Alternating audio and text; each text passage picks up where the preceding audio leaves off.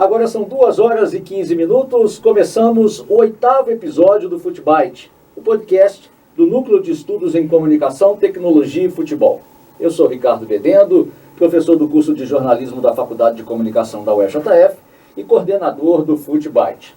Neste semestre temos uma parceria muito especial com o podcast Gol de Tecnologia e hoje estamos no 5º capítulo deste bate-bola. No comando desse ataque está o aluno do curso de jornalismo integral da Facom, Victor Alac.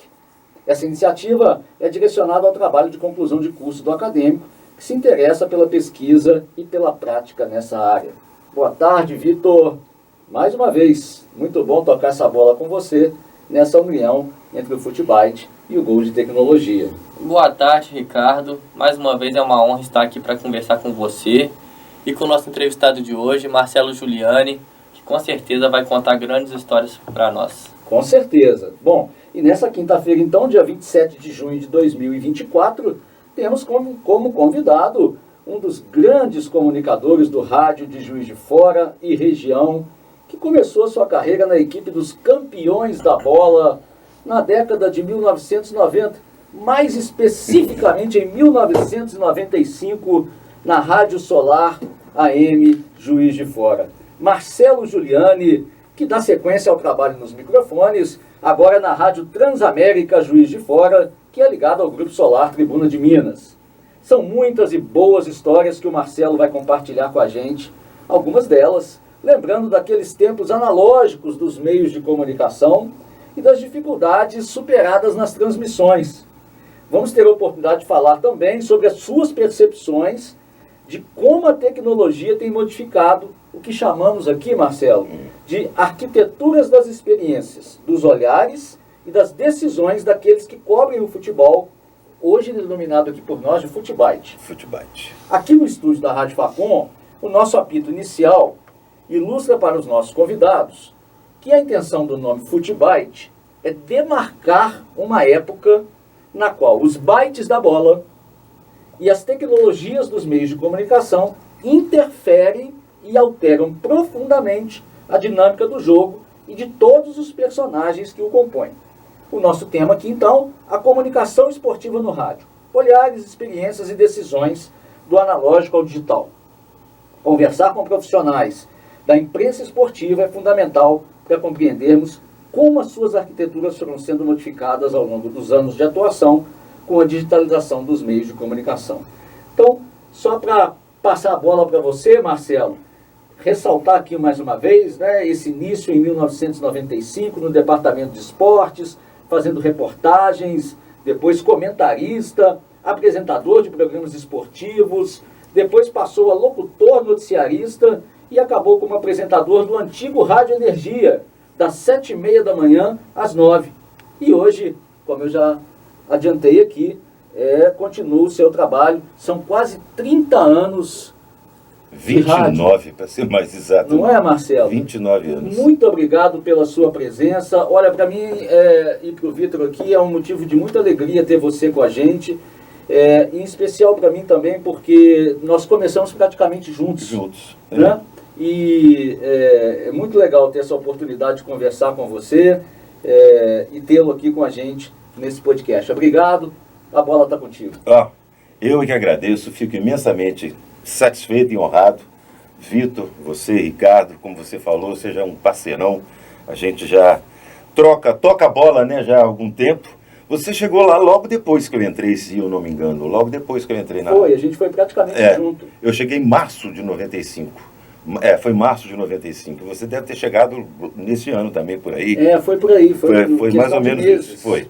E já tinha lá uma equipe, e depois essa equipe acabou sendo, né, foi se desfazendo. Então, uns foram para um lado, outros foram para o outro. E o Vitor, um prazer enorme poder colaborar, contribuir com esse trabalho, com a sua pesquisa. E eu acho muito importante vocês valorizarem esse trabalho, porque a memória do rádio, a memória, enfim, não só do rádio, mas do rádio esportivo, principalmente, de um modo geral, ela tem que ser sempre reverenciada. Eu me lembro que há algum tempo o César Romero pediu que, quando começou essa migração para a FM, né, começou esse processo de migração para a FM, que não é a primeira vez que eu ouço isso, as pessoas falando, o rádio vai acabar, a internet tomando conta, enfim, começaram a aparecer os sites de informação, podcasts começaram a surgir, aí acabou, a rádio vai acabar. E o César Romero me pediu, falou, você podia escrever alguma coisa falando sobre isso, para eu publicar. Aí, numa coluna que ele tinha lá, num jornal que chamava Fala Quem Sabe, né? E eu escrevi falando sobre isso. O rádio nunca vai acabar, cara. Ele nunca vai acabar. É verdade. Eu acho que o rádio, como nós somos, né? Eu penso assim também. O Darwin falou isso, e é verdade, cara. Não sobrevive o mais forte nem o mais inteligente. Sobrevive quem se adapta melhor, né? E se você for se adaptando a todas as mudanças e agora a essa tecnologia, você vai continuar sobrevivendo, você vai continuar mantendo o seu trabalho e vai continuar sendo respeitado. Eu acho que uma das provas maiores são esses nomes que estão aí ainda, né? Muitos que ainda estão. Muitos já se foram, infelizmente, mas a grande maioria são os mais ouvidos, né? E eu cito aí Luiz Penido, né? José Carlos Araújo, esses nomes aí, o próprio PC hoje não narra mais futebol, Paulo César Magela, mas continua também fazendo rádio, continua respeitado. E o bom disso tudo é quando você está na rua e as pessoas reconhecem esse trabalho. Falar, quer dizer, é bom e ruim, né? Porque por um lado tem a coisa negativa, né? Eu aprendi a ouvir você com a minha avó, com a minha mãe, entendeu? Eu era molequinho, eu era molequinho e minha mãe ficava ouvindo seu programa e eu ouço até hoje. O pai estava ouvindo o jogo. Exatamente, cara. Então, isso tudo. Aí você vê que não perde, cara. O rádio não vai perder essa magia nunca. Perdeu um lado da magia, que eu acho, porque antigamente as pessoas iam até a rádio para te conhecer. Eu me lembro disso. Né? A gente recebia, não né? Você lembra? Cartas, rapaz. Lanches, salgadinho. Dia do meu aniversário na rádio, Vitor, pra você ter uma ideia, era uma festa. Porque os ouvintes mandavam salgadinho, mandavam refrigerante, mandavam um monte de coisa pra gente lá. E às vezes iam lá para conhecer a gente, sabe? Era muito legal, porque eles só ouviam a voz da gente, né? Não viam. Hoje a internet te possibilita isso, né? O programa que eu faço hoje é transmitido no YouTube. Então você pode acompanhar em tempo real, né? Então permite essa possibilidade. Mas a voz ainda é o marcante do radialista, cara. Marcelo, só para a gente dar esse start aqui, Victor, que é muito interessante, assim, você fala com muita paixão do rádio e do seu trabalho. Sim. E a gente queria saber como é que surgiu esse amor pelo rádio. Ô Ricardo, eu sempre fui apaixonado por rádio. Eu costumo dizer que eu ouço rádio desde a época que eu estava no útero da minha mãe. Porque aí tem uma historinha aí. O meu pai, por exemplo, e o meu tio, que já não são vivos mais, eles formaram a primeira dupla sertaneja aqui de Juiz de Fora. Legal. E se apresentaram no programa do Zé de Barro. Do Zé de Barros. Zé de Barros. Do Zé de Barros. Não, no rádio. No rádio. Era no rádio. Ainda o rádio tinha um auditório, né? Lá embaixo na Solar, quando era na Espírito Santo, ainda tinha um auditório lá também. Mas eles começaram ali, na Rua São João, aliás não, acho que não era nem na Rua São João. Eu nem me lembro exatamente. Rua Santo Antônio? Rua Santo Antônio, acho que era na Rua Santo Antônio. B3. Na antiga B3. Eles chegaram a ser famosos? Não chegaram a ser famosos, entendeu? Famosos aqui, né? Na região. Aqui eles eram e cantavam, entendeu? Eles fizeram dupla sertaneja, cantavam os dois, e no programa do Zé de Barros, e com isso fizeram amizade com o Zé de Barros, e sempre ouvindo rádio na minha casa, sempre ouvindo rádio. Eu sou de família de descendência italiana, dos 4 avós italianos, e o meu avô é outra, você vê, olha as coincidências que vão acontecendo na vida da gente. O meu avô ouvia rádio, que antigamente a rádio AM, você ouvia rádio do outro lado do mundo, né? Você deve ter pego isso também, né, Sim. Ricardo? Você ouvia rádio do outro lado do mundo. O meu avô ficava na minha casa ouvindo o jogo do Milan. Ele era apaixonado pelo Milan. Na Itália, ele acompanhava os jogos do Milan na Itália. E ficava, Milan, Milan, não sei o quê, acompanhando aquilo pelo rádio, a narração italiana. Resultado, eu hoje costumo assistir jogos do campeonato italiano pela TV italiana. Porque, sabe, lembrar do seu avô. Porque aquilo me dá uma... Tem uma genética. Tem uma coisa ali, cara. E aí... Você gosta do Milan? Pois é, aí é a coincidência. Olha só, eu não sabia que as cores eram do Milan, porque naquela época não tinha... Preto e vermelho, tá tudo certo. Não tinha. Aí não tinha isso, sabe, sei lá o que era, no Milan. Eu ficava ouvindo. E isso ficou na minha cabeça. E a minha mãe ouvia rádio direto, ouvia em Uturiba, depois Zé de Barros, aquela turma toda, sabe? Ficava ouvindo aquilo. Rádio na minha casa, ligado o dia inteiro, até hoje é. Se você for lá em casa agora, minha esposa está ouvindo rádio, entendeu? O rádio fica ligado o dia inteiro. E eu cheguei a fazer teste em rádio, na antiga radiodifusora, mas eu era muito novo, muito molecão, não deu certo, não fui. Aí fui trabalhar em banco, você vê, fui gerente de banco.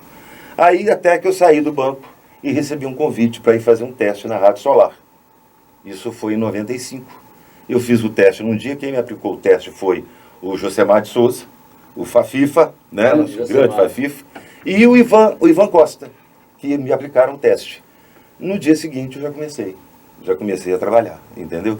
E ali foi, cara, e aí eu comecei a perceber como que eu tinha vivido aquele tempo todo sem aquela coisa, sem o rádio. Transformou a sua vida dali pra frente.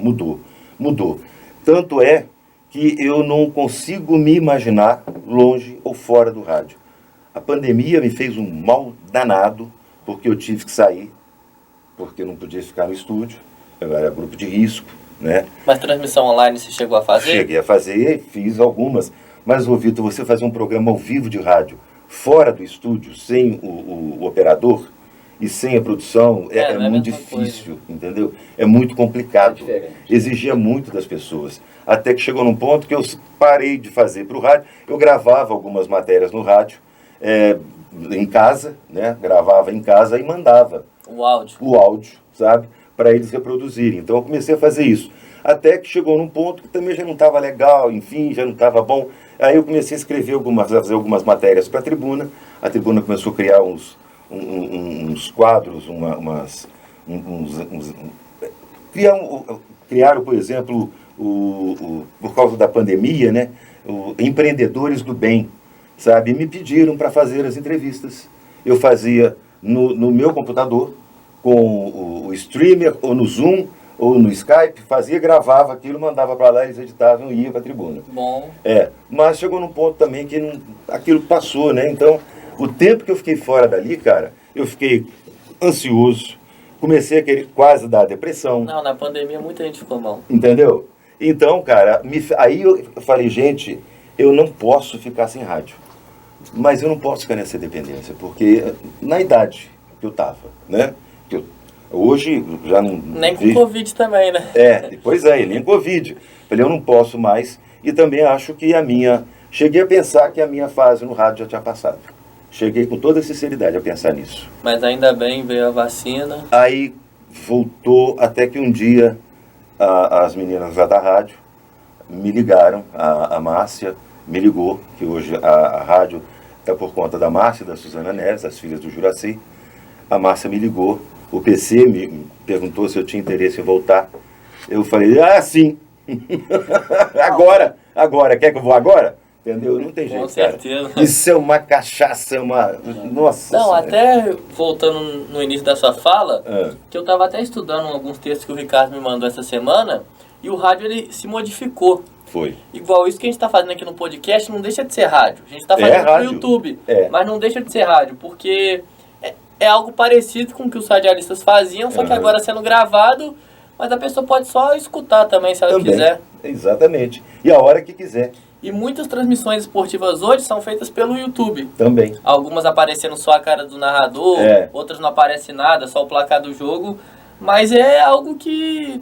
É o que eu estou te falando, é a adaptação à tecnologia, modificação. Cara. E novas mudanças eu acho que acontecerão em breve. Mas mesmo com essa mudança, o rádio continua vivo. Ele não morreu. Porque é muito bom também você só ouvir o jogo. E você vai imaginando como que tá o lance, como que tá o estádio. Cara, eu fiz isso durante muito tempo, viu? Eu abaixava o som da TV e ficava ouvindo pelo rádio. O pessoal também fala isso. O Ricardo Wagner, o Márcio, eles falam que fazem isso também. É muito mais emocionante, cara. Só que se fazer igual você fez, pela TV e pelo rádio, no rádio sai antes. O rádio sai antes da TV. Sai antes. Esse era um dos motivos que eu sempre gostei de acompanhar pelo rádio. E até hoje eu costumo ter essa mania, sabe? A TV tá no meio de campo, no rádio já tá lá. Não, mas quando é jogo do Flamengo, Luiz Penido narrando, aí eu prefiro não ouvir ele. Eu gosto muito do Luiz Penido também. Ele dá emoção. Então, Marcelo, você começou com os meios analógicos de comunicação. Sim. Em um tempo que não existia internet. Em especial nas coberturas de futebol. Então, como que era informar nessa época? A gente ficava, pelo departamento de esportes, o Ricardo lembra disso, ficava no andar de cima do estúdio. Tá? Você imagina aqui, compreendendo esse estúdio, o departamento de esporte ficava aqui em cima, era no andar de cima. Tinha uma escada enorme para você subir e chegar no departamento de esportes. Se em época, em dia de futebol, era 495 fios assim esticados, com um fone de ouvido, sabe, esticado lá de cima, ligado em rádios, em 3, 4, 5 rádios, e os fones todos em cima da mesa. Era um fone aqui para acompanhar o jogo, o outro aqui para acompanhar outro jogo, entendeu? Aí você estava acompanhando um aqui, mas de olho no outro, com o ouvido lá, aí... O Vander Luiz deve ter falado isso. O Vander Luiz fez muito isso. Eu ficava encantado de ver o Vander Luiz fazer aquilo, cara. Ficava encantado. Muito ele também. Nossa! E era uma precisão, cara. Saía gol, olha o gol! Aí eu falava, gol, não sei o quê. Aí ele tava. Aí de a pouco entrava outro. E aí eu cheguei a fazer isso também durante o tempo, quando o Vander Luiz saiu. Eu cheguei a ficar como plantonista, sabe? Fazendo a pré-abertura. Tinha que ouvir vários jogos ao mesmo tempo. Vários jogos. Isso era difícil, porque hoje em dia o celular é muito fácil. Nossa senhora, você imagina que seja difícil. Isso era uma loucura. Olha, a gente não perdia lance não, hein? E assim como nós fazíamos, todos faziam. Tem que decorar a voz do narrador. Exatamente, exatamente. Achar a sintonia certa, cara. E quando a rádio saía do ar? E quando saía 2 gols ao mesmo tempo? Aí era uma loucura. Aí você tinha que...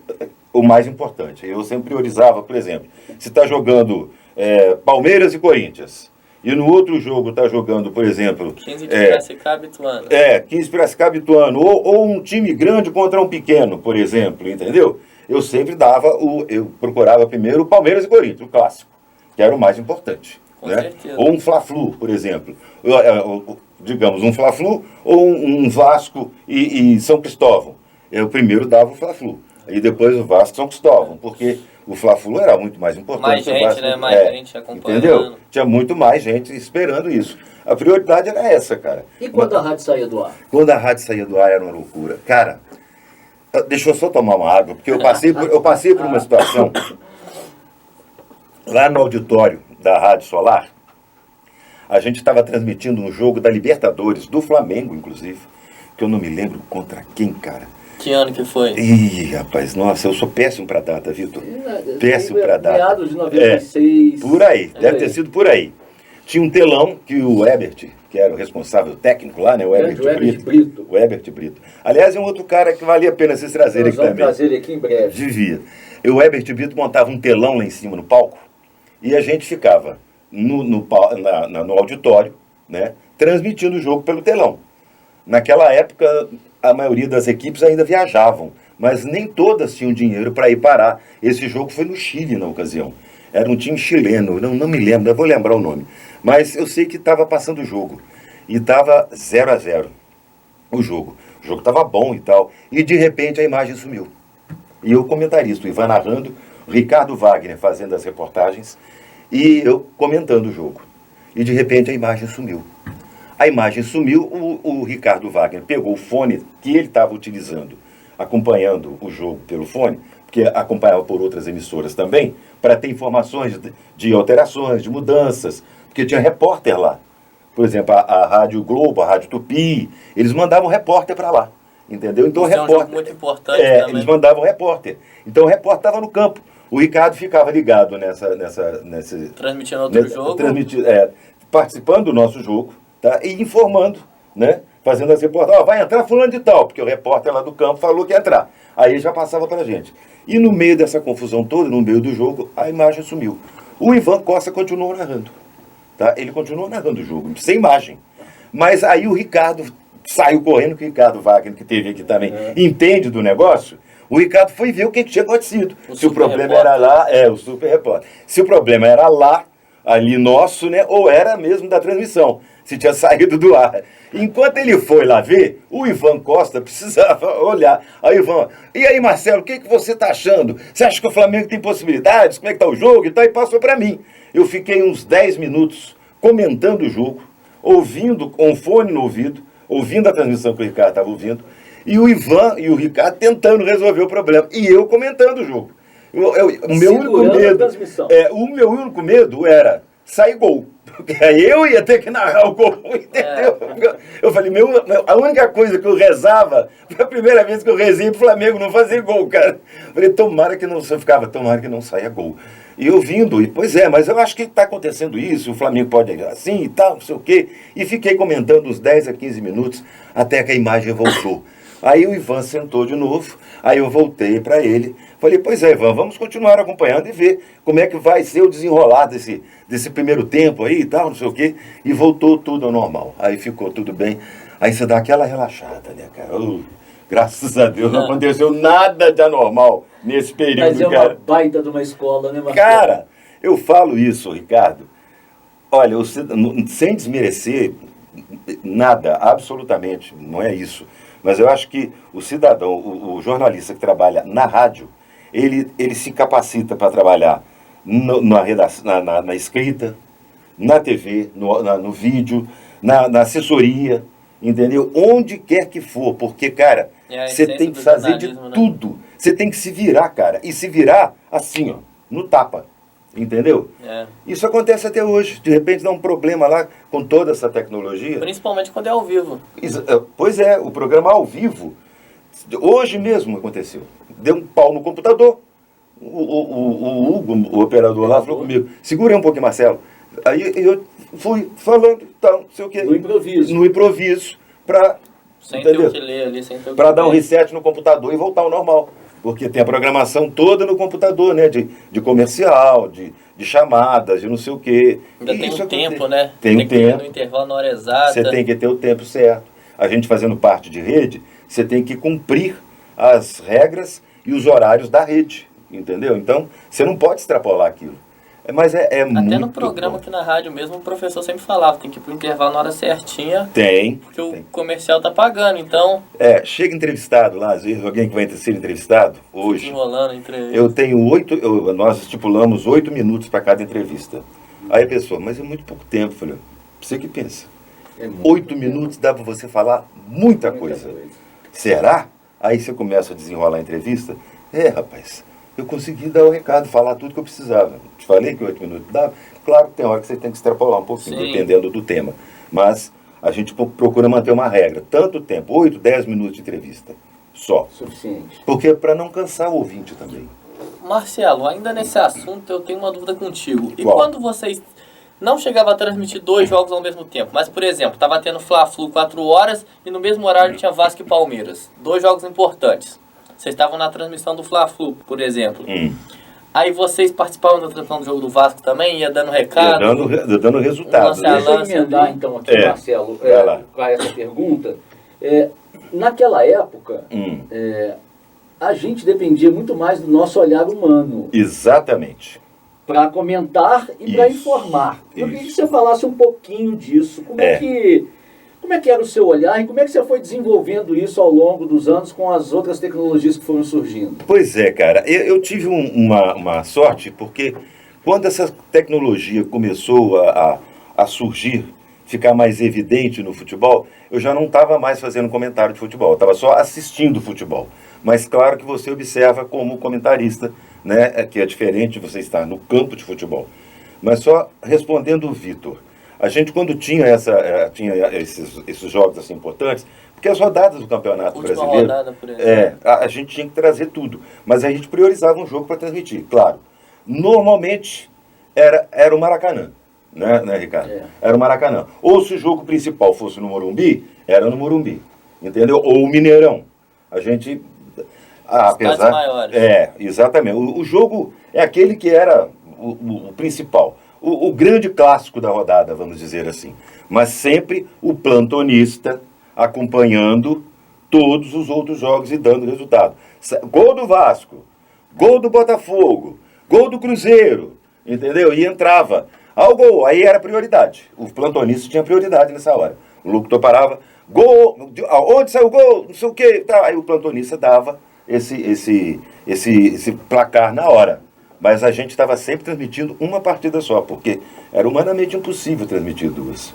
Mesmo porque costumava ser sempre no mesmo horário. Sim. Né? E antigamente era 5 horas da tarde, não era 4. Os jogos antigamente eram 5 horas. Tinha dificuldade da linha telefônica. Tinha que pedir linha. Você chegava no estádio, às vezes a linha não estava disponível.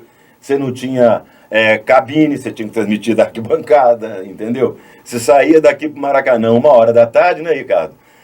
Mais ou menos 1 hora da tarde, chegava no Maracanã 4 horas, 3h30, por aí, dependendo do trânsito. Montava todo o equipamento, fazia o jogo, depois fazia vestiário, porque naquela época a gente entrava no vestiário.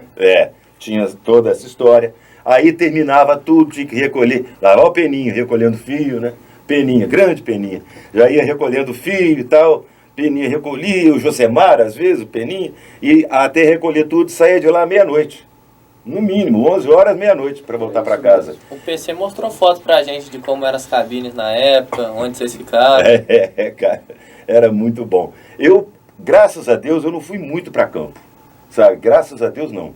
Na maior parte das vezes, eu fazia os comentários pela TV, eu vendo o jogo pela TV. Mas eu gostava de ir porque, pessoalmente, era muito diferente. Melhor. É muito melhor. Porque você vê a dinâmica do campo todinho, entendeu? Você vê a distribuição dos jogadores. Tudo, a movimentação, vê o que não passa na TV. Exatamente. Essa tecnologia que veio chegando, Ricardo, o olhar da gente teve que ficar mais apurado, né? Porque hoje, por exemplo, você vê um lance e... Não foi falta. Eu vou citar um recente agora. Aquele lance do Fla-Flu, do pênalti no Bruno Henrique. Sim. Antes daquilo, já tinham acontecido 2 pênaltis seguidos do Ganso em cima do Davi Luiz. 2 pênaltis seguidos, que o árbitro não deu. Tá? No primeiro lance eu falei, foi pênalti. Eu estava assistindo o jogo, falei, foi pênalti. Não foi. Tá, passou. O árbitro ignorou. No do Bruno Henrique, no primeiro momento, você olha, a impressão que dá é que, de fato, o Bruno Henrique empurrou o jogador do Fluminense. Mas aí entra a tecnologia.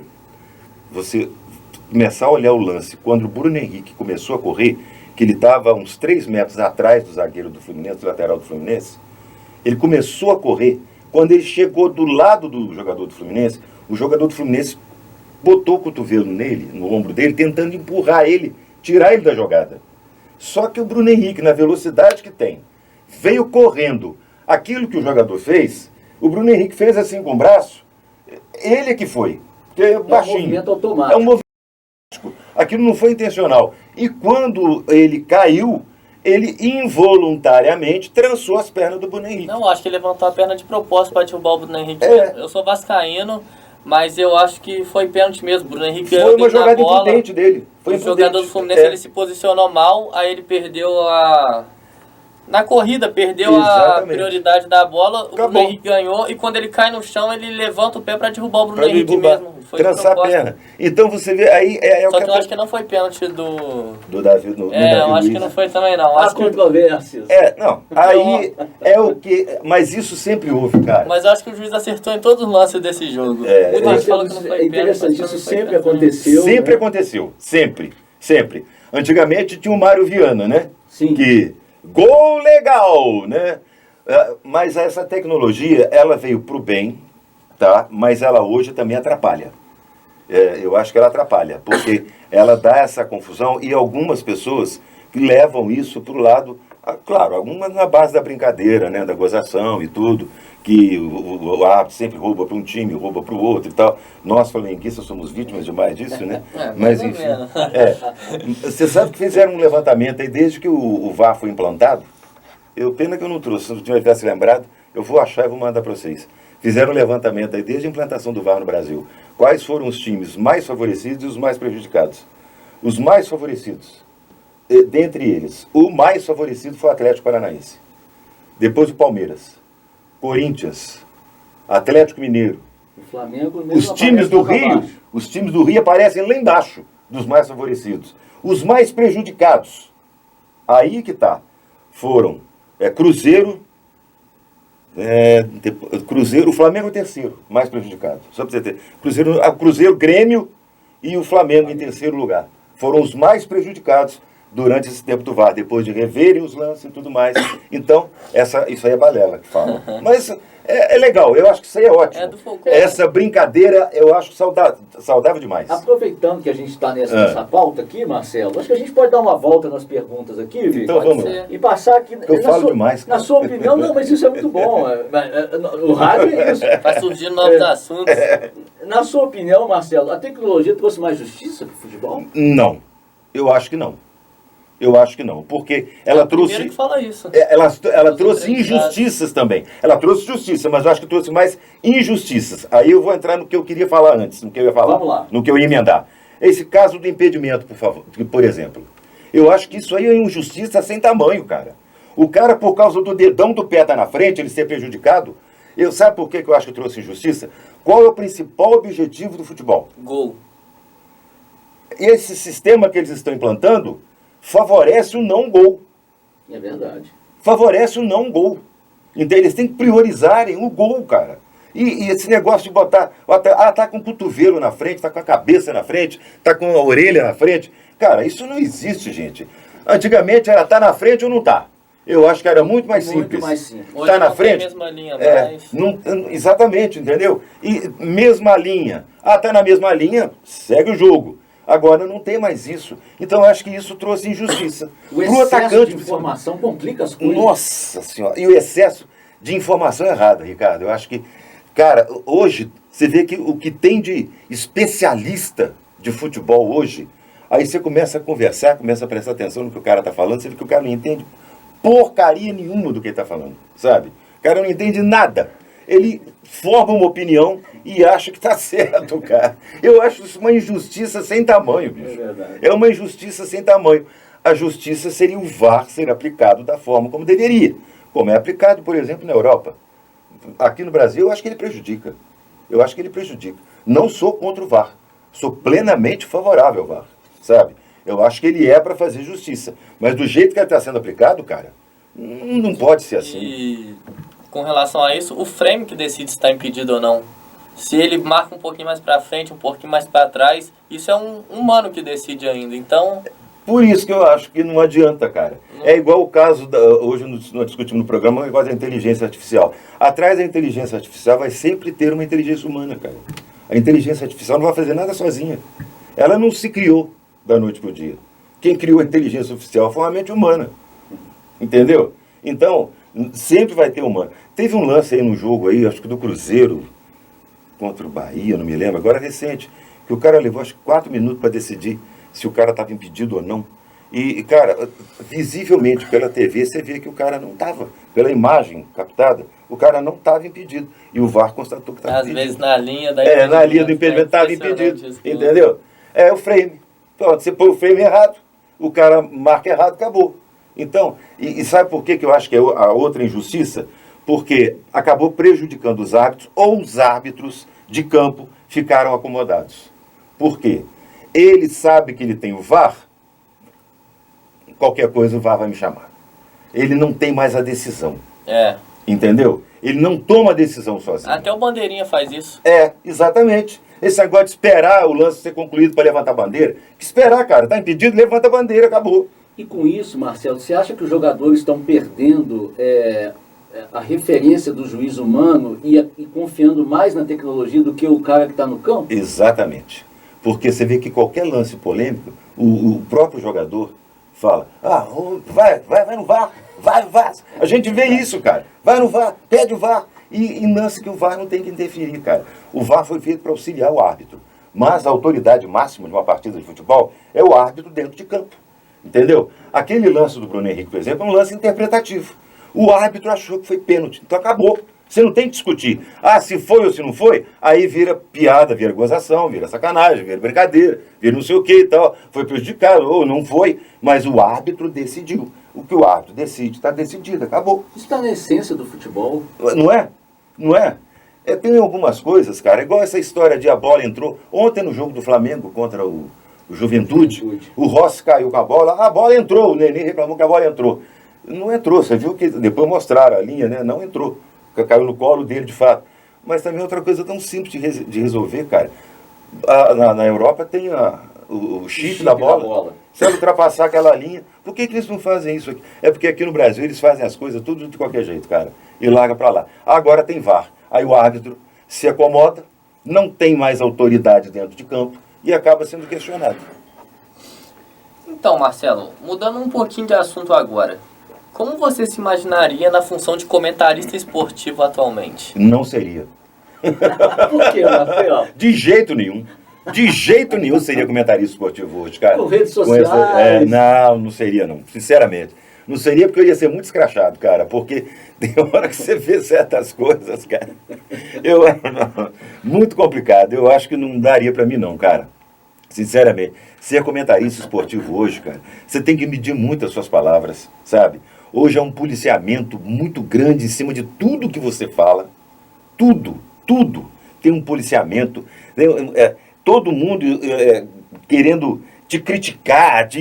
Nossa, isso sempre houve. Mesmo. Isso sempre houve. Mas agora tá maior. Agora não. Agora, é como dizem, né? Agora os imbecis se acharam no direito de falar, entendeu? A tal ponto que os inteligentes uma hora vão ter que se calar, né? Para não ofender os imbecis. Futebol entendeu? Tem muito isso. E hoje o futebol está muito assim, Ricardo. Até no futebol tem isso hoje, cara. Intolerância demais, cara. Nossa, sinceramente, eu acho que hoje eu não me atreveria a fazer comentário de futebol, não. A não ser que eu estivesse no campo, dentro do campo de futebol. Por imagem de TV, não.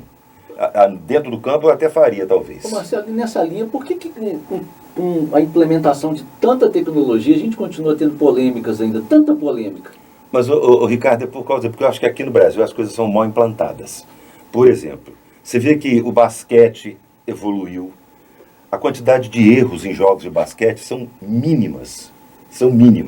O vôlei evoluiu, ficou muito mais dinâmico também. Os erros são mínimos. O vôlei mudou muito. Mudou radicalmente, cara. Hoje em dia no vôlei tem a tecnologia que assim que a bola bate no chão, aparece no monitor do juiz se foi dentro ou fora. O tênis mudou. Eu gosto de ver partida de tênis. Mudou, assim, absurdamente com a tecnologia. Sabe, o futsal... Só em Roland Garros teve um lance bem polêmico ainda, não sei se você viu. Mas a polêmica no esporte sempre vai existir. Eu acho que em todos os esportes ela sempre vai existir. Até em esporte individual existe polêmica, na minha opinião. Mas isso é importante. Porque a polêmica, Vitor, a partir do momento que tem duas pessoas... Leva a discussão também. Né? Eu não penso igual você e você não pensa igual o Ricardo. Sim, a gente não pensa o que para um é falta, para o outro não pode ser. Isso é normal, isso é natural. Mas eu digo assim, em termos de evolução.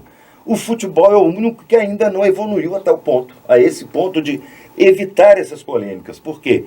Tem que botar esses árbitros brasileiros fazendo estágio nos Jogos da Europa, por exemplo. Principalmente no futebol inglês.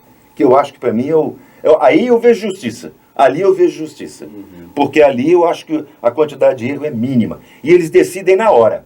Por quê? Eles têm a tecnologia do lado deles. Você vê que às vezes lances polêmicos, em 1 minuto, 2 minutos no máximo, está resolvido.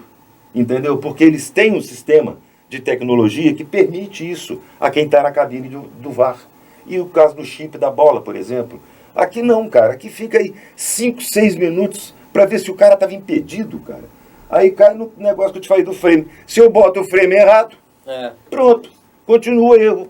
Então, e o frame quem decide é o humano. É o humano que está ali. E lá não tem mais isso, esse negócio de frame. Lá não tem mais isso. Lá é a linha, né? Tem uma linha que é feita. Na Copa do Mundo, a tecnologia é diferenciada também. Ou eles mudam isso, ou então esse futebol vai ficar cada vez mais polêmico. Agora eles já estão usando o sistema que a bola ela tem o chip que quando ela bate na mão do jogador já acusa. E ajuda o árbitro também com essa questão do impedimento.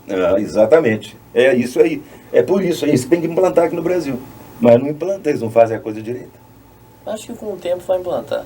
Não, tomara. Tomara que implante. Tomara que implante. Evoluindo aos poucos. Tem umas coisas que eu... Você quer ver uma outra coisa? Só para fechar aqui. Vamos lá. Uma outra coisa que eu gostaria muito de sugerir a esses árbitros. Agora tem aquela marcação, né? Aquela risco na linha ali. Mas ninguém respeita aquele risco, né? O árbitro faz, ele vira as costas e eles vão para frente. Vão para frente. O risco acaba rápido. Eu sugeriria, por exemplo, Eu tenho duas opiniões tão polêmicas que eu gosto de falar sobre isso, Ótimo. que eu sei que vai dar polêmica. Vamos lá. Uma delas, a barreira andou, vai bater a falta de onde a barreira parou. Foi uma falta, por exemplo. A barreira andou para frente, agora a falta vai ser batida aqui. Onde vocês pararam? Coloca a bola lá onde a barreira... Coloca a bola lá onde a barreira parou. Agora a falta vai ser aqui. Sim. Eu quero ver barreira andar depois que você começar a fazer isso. Ninguém vai andar para frente. Ninguém vai fazer isso.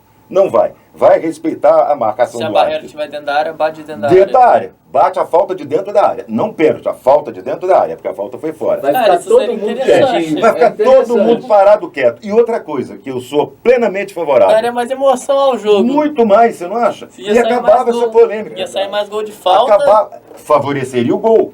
E outra coisa... Só ia ter a polêmica de quando o juiz achar que a barreira adiantou pra achar que não adiantou.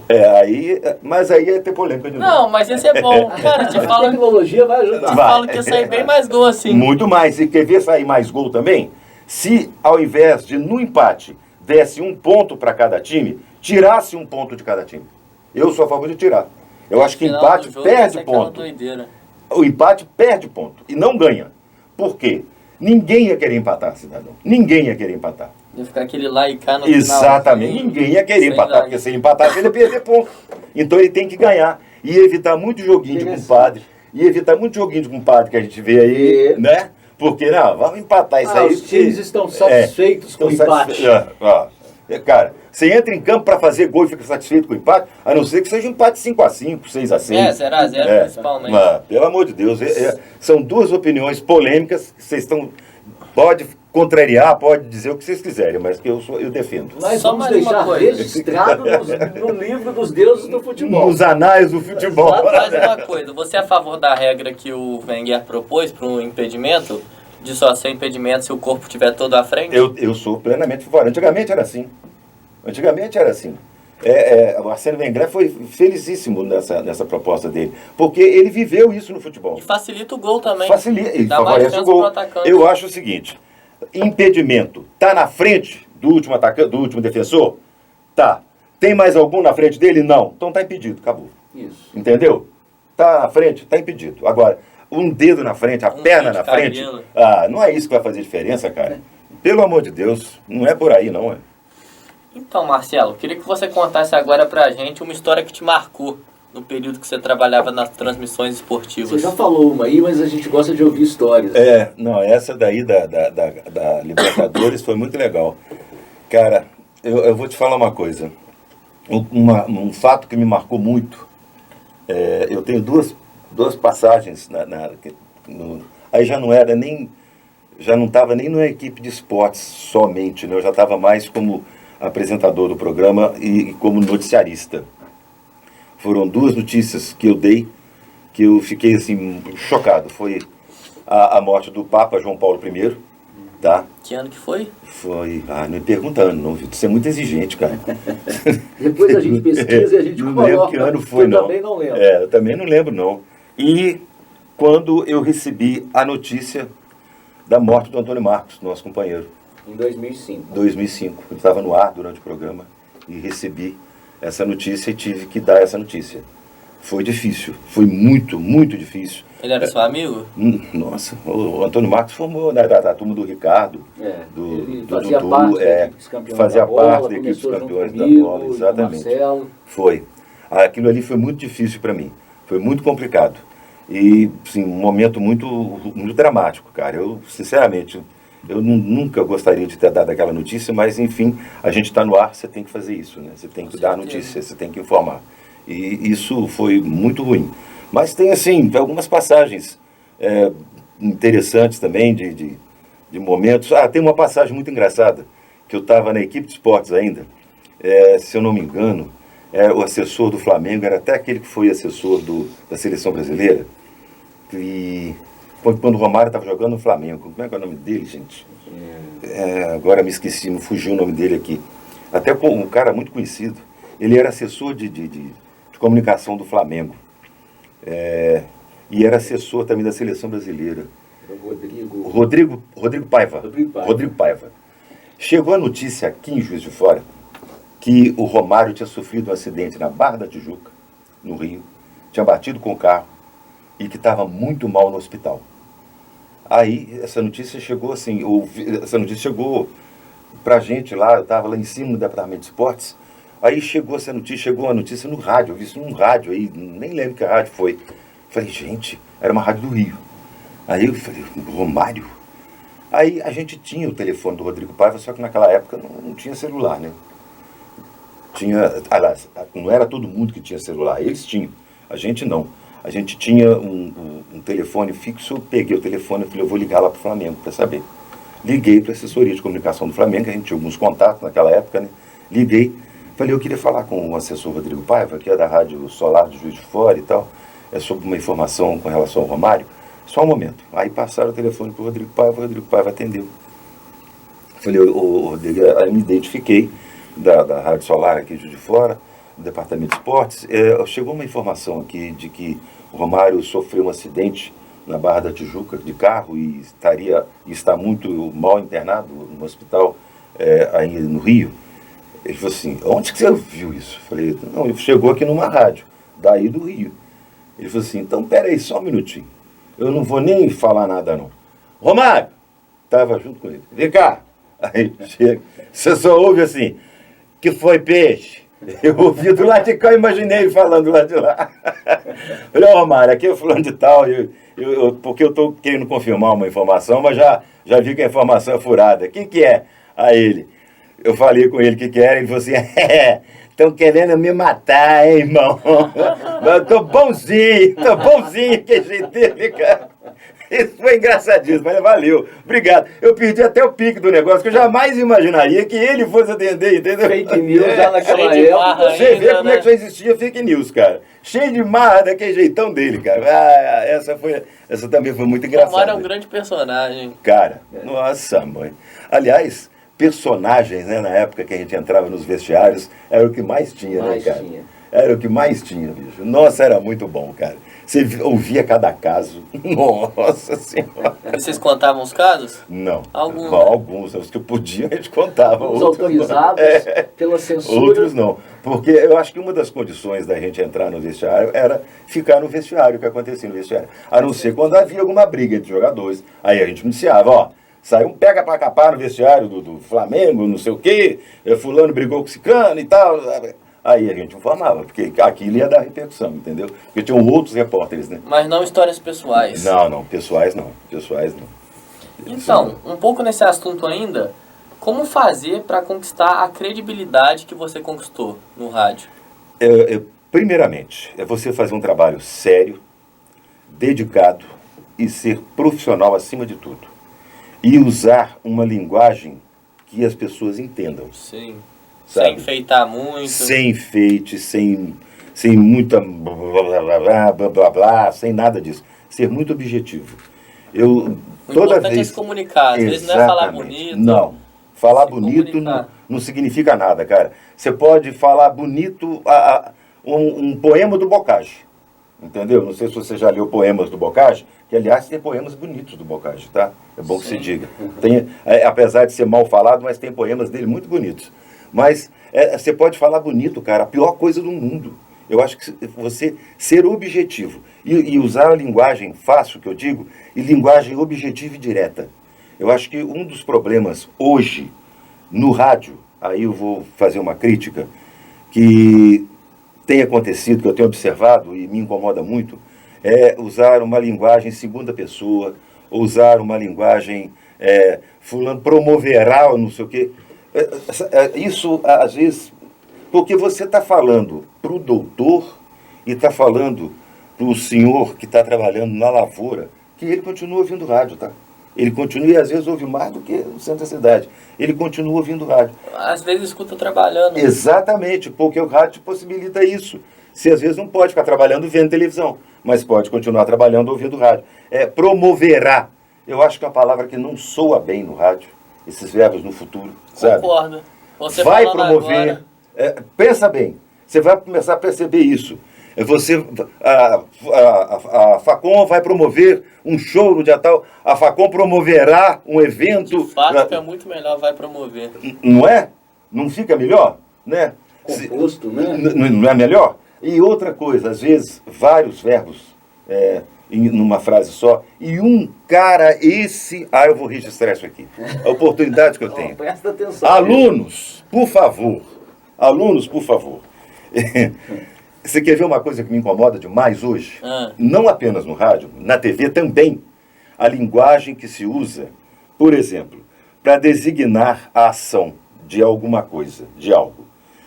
Toda ação tem um verbo de designação. Ou seja, você vai proferir uma palestra, certo? Não, eles estão usando, fulano vai disputar uma partida de futebol. E assim outras. Eu vou lembrando de outras aqui. Hoje em dia, tem um verbo que se tornou muleta na língua portuguesa, que os jornalistas de várias emissoras usam. São pouquíssimos que não usam. Realizar. Além de estar errado, na minha visão, errado, ele está sendo mal utilizado, está sendo utilizado como muleta. E outra coisa, ele banaliza a informação, na minha visão. A partida entre Vasco e Botafogo vai ser realizada no estádio Newton Santos. Vai ser realizado o caçamba, cara. A partida vai ser disputada. Você não realiza a partida. Primeiro que realizar é um verbo de designação de algo que não é real. Entendeu? Que não é real. Se realiza sonhos, se realiza desejos, entendeu? Não é ação direta. Ação direta tem verbo de designação. E hoje em dia é o que mais... Preste atenção no que eu estou te falando. É o que mais se usa. E outra, eu sei porque eu pegava às vezes textos de estagiários que iam trabalhar com a gente lá, e eles escreviam os textos. Às vezes tinha palavras realizar. Eu riscava todas. Falava, agora lê sem essa palavra. Vê se ela vai te fazer falta. Nenhuma. Às vezes tem realizar onde não precisa de verbo. Sabe? Então isso é uma coisa que tem que ficar atento. E aí eu escuto falar, aí a credibilidade, isso tudo vai te dando credibilidade, vai te dando embasamento, leitura. Eu vou evitar utilizar realizar agora. Presta atenção primeiro. Eu fico ouvindo noticiário de outras emissoras também. Cara, às vezes uma frase, um texto, com 4, 5 frases, tem 3 verbos realizar. Em 3, 4, 5 frases, tem 3 realizar. Nossa, mas isso me incomoda, cara. Me incomoda uma quantidade. Eu, se fosse professor, Ricardo, eu ia proibir. Tá anotada a dica aqui, Marcelo. Eu ia proibir, vocês não podem usar realizar. Tá? Não podem. Vocês vão ver. Vai ler, cara. Vai ler. Os que chegarem lá agora na Transamérica já vão sem o verbo. Já vão sem o verbo. Que entrem sem o verbo. Porque, eu nem vou falar realizar mais na minha vida. Na linguagem escrita, ô Vitor, até vai, porque na linguagem escrita é legal você escrever um texto, elaborar um texto e tal, mas falado, não fica bom. Não fica legal isso, cara. Fica repetitivo. Eu acho que distrai o cara, sabe? E o que é realizar? E você está ensinando errado. Partida realizada.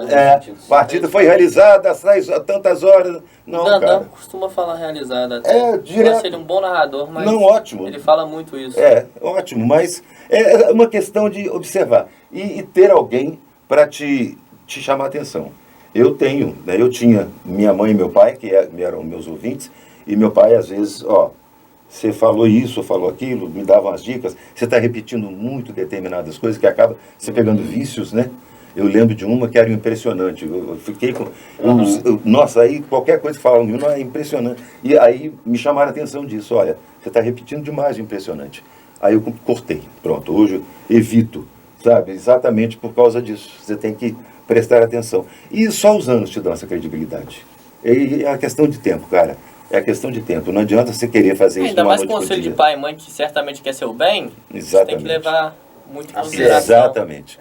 E só o tempo mesmo, cara. E ouvir muito a rua, tá? Ouvir muito a rua, quem te ouve. O cidadão da rua. Que às vezes nem sabe se expressar direito. Por mais simples e simplório que seja, ele sempre tem alguma coisa interessante para te ensinar, cara. Sempre tem. E o que ele fala muitas vezes é a opinião de muita gente também.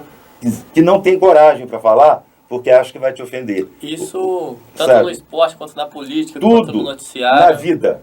na vida. Isso é interessante mesmo. Olha só, meus amigos, são 3 horas e 10 minutos. Vai falar assim o na papo, luz, quando é bom, ele passa rápido demais, Marcelo. E para a gente poder terminar esse nosso jogo aqui, essa nossa partida, tem um momento aqui, não é, Vitor Alac, que é o da memória afetiva. Com certeza. A gente trabalha com os nossos entrevistados, Marcelo, esse resgate da memória afetiva. Quem ou quais são as suas referências de vida? O que fez o Marcelo Giuliani chegar até aqui? Olha, uma das grandes... Né? Algumas referências. Algumas referências. Eu sou, por exemplo, acho Charlie Chaplin, um cara genial, genial. Eu aprendi muito vendo os filmes de Charlie Chaplin, mudos. Para mim, um dos grandes gênios da humanidade, na minha visão, Santos Dumont. Por quê? Porque eu acho ele um dos maiores gênios da humanidade. Você já imaginou o que seria da globalização se o Santos Dumont não tivesse inventado o avião? De fato. Ela não teria acontecido, até hoje. Né? Então, para mim, ali começou o processo de globalização. Porque era muito mais difícil. Não ia ter como para a Europa. Não ia. Ou você ia de navio, né? Demorava anos. Como os meus avós vieram da Itália, demoraram 30 e tantos dias para chegar no Brasil. Não ia ter nem futebol, meu amigo. Exatamente. Campeonatos, entendeu? né? Foi... Copa do Mundo. Só lembrando, você fala a questão do Milan, que eu falei aquela hora, né? Quando eu me tornei flamenguista, que já era criança, meu pai era tricolor, eu acabei não complementando. Quando começaram, a TV Bandeirantes começou a transmitir o campeonato italiano com o Luciano do Vale, é que eu descobri que as cores do Milan também eram preto e vermelho. Falei, olha a coincidência, eu sou flamenguista e torço para um time na Itália que também é preto e vermelho. Agora tudo certo. Tudo certo. Por que você foi flamenguista mesmo seu pai sendo fluminense? Bom, deve ter sido uma decepção da vida dele, porque ele criou 2 filhos. Eu tinha uma irmã que faleceu muito nova, mas os 2 filhos dele, eu e o meu irmão, que também já se foi, éramos flamenguistas. Meu irmão chegou a fazer teste, meu irmão chegou a jogar profissionalmente, inclusive. Jogou no Tupi, jogou no Sport, né? Foi formado no Sport, jogou no Tupi, teve no Cruzeiro, também teve fazendo teste no Fluminense, mas nós sempre fomos flamenguistas. O que eu virei flamenguista num jogo entre Flamengo e São Cristóvão, que o Flamengo estava perdendo de 3-0, e aos 30 e poucos minutos do segundo tempo, e ganhou o jogo, vencendo por 5-3. Aquele jogo que eu estava ouvindo, eu fiquei encantado de um tal de Almir. Você lembra do Almir? Era um briguento pra caramba, um cara brigão. Pois é, e nessa época, o goleiro do Flamengo era Maciel, era o goleiro do Flamengo. Aí eu fiquei encantado com aquilo, cara. E comecei a torcer pro Flamengo. E o meu irmão foi, sabe? Mas você está só complementando das pessoas que eu tomo como referência na minha vida. Carlos Drummond de Andrade, também. Eu aprendi e aprendo muito lendo os textos de Drummond. Graciliano Ramos é um autor que eu gostaria que todo mundo lesse, cara, porque ele tem objetividade. Ele tem objetividade, ele sabe ser sucinto. E é o que o cidadão que trabalha no rádio tem que saber ser. Sucinto, objetivo, entendeu? Você tem que dar uma informação de 30 linhas em 5 linhas. Você tem que aprender a fazer isso. E é uma forma. Graciliano Ramos. E mais agora, atualmente, eu até fiquei muito satisfeito, porque uma outra pessoa que eu tive a oportunidade de conhecer pessoalmente, por 2 vezes eu entrevistei, e agora recebeu o prêmio Machado de Assis, da Academia Brasileira de Letras, que é a poetisa Adélia Prado. São pessoas, e meus pais, evidentemente, né, cara? Meus pais foram fundamentais na minha formação. Me ensinaram a ter caráter. Isso é muito importante. Coisa que você aprende dentro de casa. Caráter e educação. Isso você aprende dentro de casa. Na escola você vai aprender outras coisas. Você vai aprender ensinamentos, vai aprender matérias, vai aprender a ter currículos, mas caráter, dignidade e educação é dentro de casa. Fala bonito agora. Muito bem, Marcelo. Acho que a gente termina de uma maneira sensacional e queremos mais uma vez agradecer a sua participação, a sua presença aqui com a gente. Quero lembrar ainda que o Marcelo Giuliani é músico também. Também. Né? Sou músico tá também. Aqui com a camisa do Creedence. Creedence, roqueiro e músico regional. Exatamente. Né? Que numa outra oportunidade a gente traz o Marcelo aqui para fazer uma palhinha para a gente. Vamos, também, né, traga o violão para a gente tocar um pouquinho. Isso aí.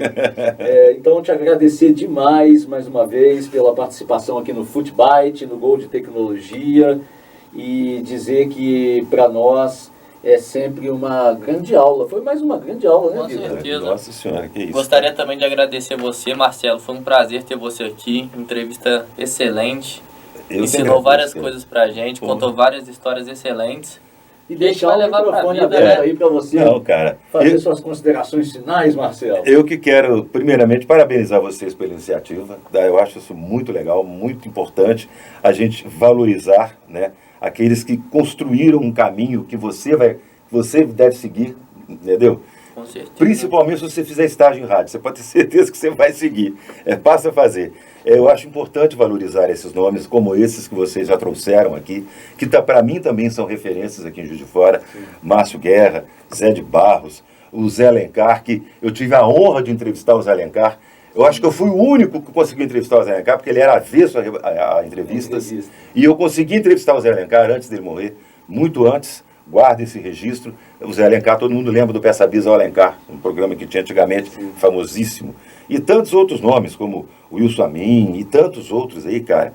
Principalmente o Zé de Barros, porque eu tive a honra, depois, quando eu comecei a trabalhar no rádio, antes dele ele era amigo do meu pai, mas eu não tinha contato com ele, por causa de música, né, como eu disse.